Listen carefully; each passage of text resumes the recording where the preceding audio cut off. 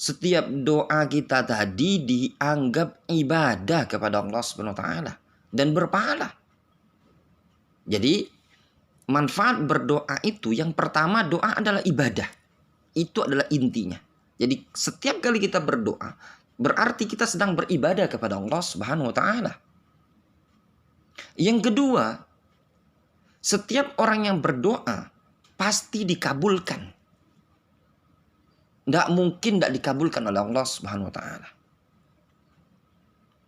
Dikatakan oleh Imam Al-Hafidh Ibnu Hajar rahimahullah taala, beliau mengatakan kullu da'in, setiap orang yang berdoa apabila tidak ada penghalang-penghalang doa bagi dia, yustajabulah, pasti dikabulkan, pasti diijabah oleh Allah Subhanahu wa taala. Lakin tanawwa'ul ijabah, akan tetapi kata beliau tanawwa' al ijabah, bentuk pengabulan bermacam-macam. Fataratan taqa'u bi'aini ma da'a bihi, terkadang pengabulan tersebut betul-betul terjadi sesuai dengan apa yang dia minta.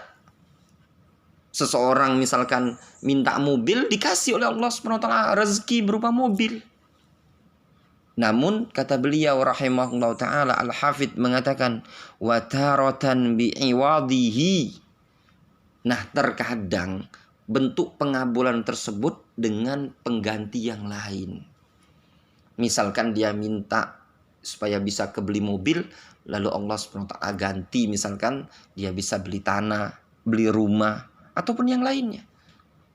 Jadi jangan antum sungkan, jangan kita males untuk berdoa. Yang pertama, doa tersebut adalah ibadah, akan dicatat sebagai pahala. Dan yang kedua, pasti dikabulkan oleh Allah Subhanahu wa taala apabila tidak ada penghalang-penghalang pada doa tersebut.